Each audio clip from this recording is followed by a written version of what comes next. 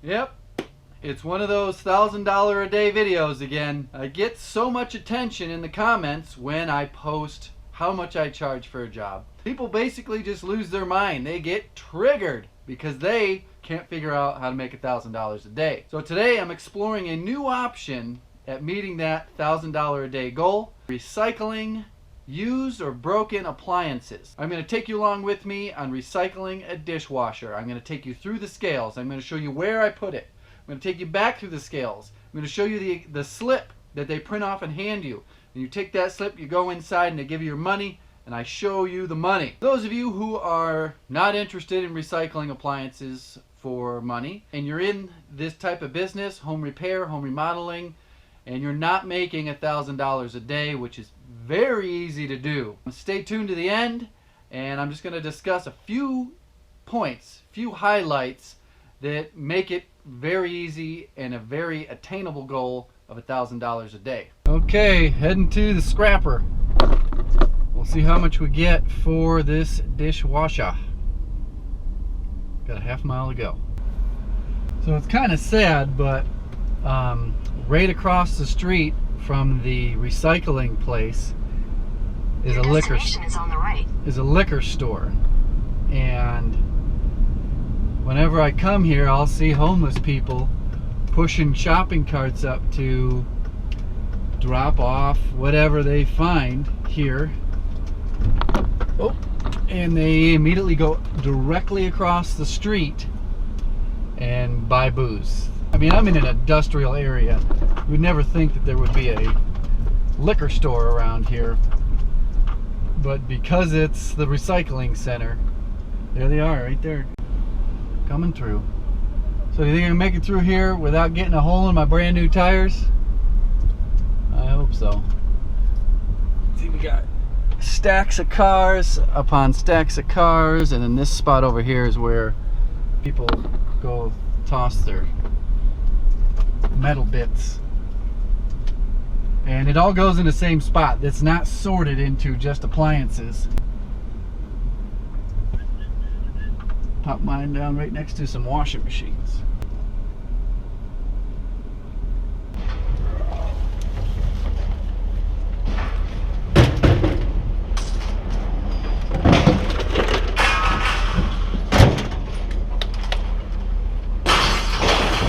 You always got to pick it up and throw it. Now let's go see how much I got. There you go. Is that focusing in? $2.20.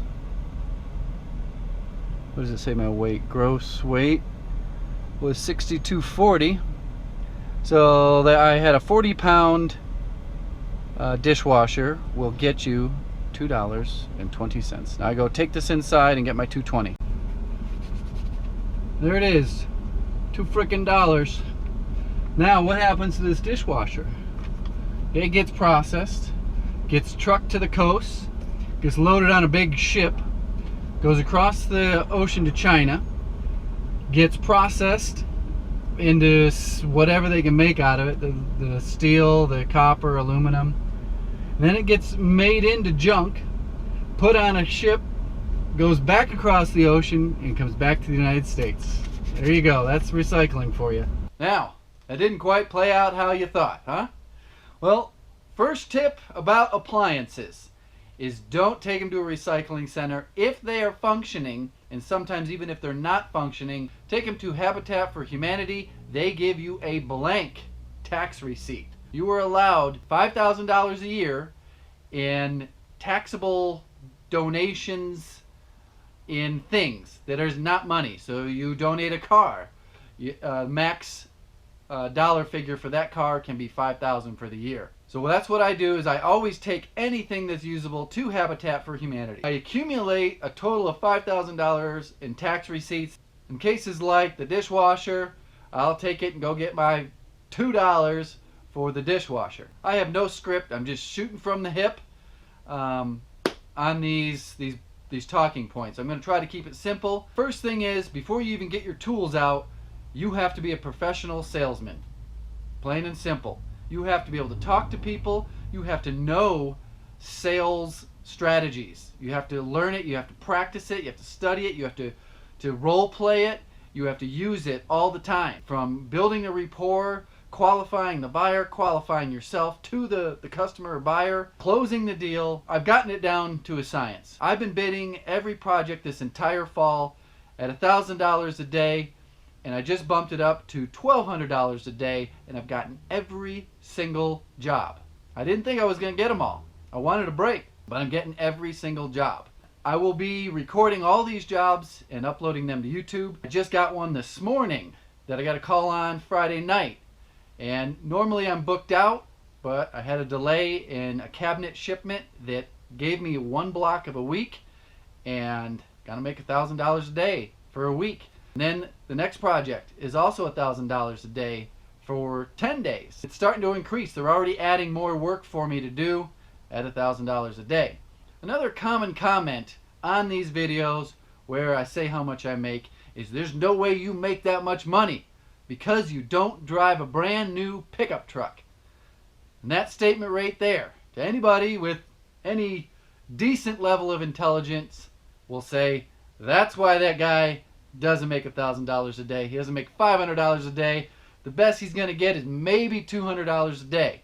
He has no financial sense. Buying a $70,000, $80,000 truck is not going to make me money. All it's going to do is depreciate and basically start lighting dollar bills on fire. I don't get a return out of that $80,000. It is the dumbest investment in that luxury heavy-duty pickup truck. I've got a 1500 with 229,000 miles on it, and it pulls my trailer just fine. It's clean, it's shiny, relatively new body style, doesn't look like I'm pulling up in a jalopy, no rust spots, no loud exhaust, no oil leaks. I don't think it's got any oil leaks. I do no advertising. I don't have stickers, I don't have magnets, I don't have signs, I don't even have a website. I took my website down because it was getting too much work, and I just didn't need a website anymore.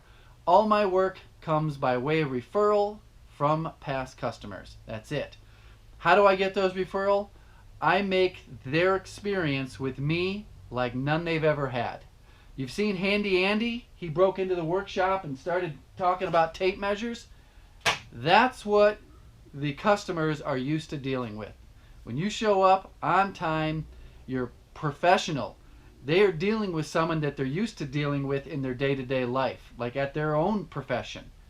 They see you as an equal. They see you as someone who is worth the money you're asking for. So presentation and sales is pretty much it. The quality of work, I don't do very high-end work. That is reserved for a different contractor, a larger business. I'm in the middle ground. The big companies see the projects that I work on as too small for them, and they don't go for them. And that's kind of my niche, is I do some handyman work for all past customers, but my bread and butter are these $1,000 a day projects, remodel jobs. Handy Andy! Woohoo! Smash it! Hammer that like button!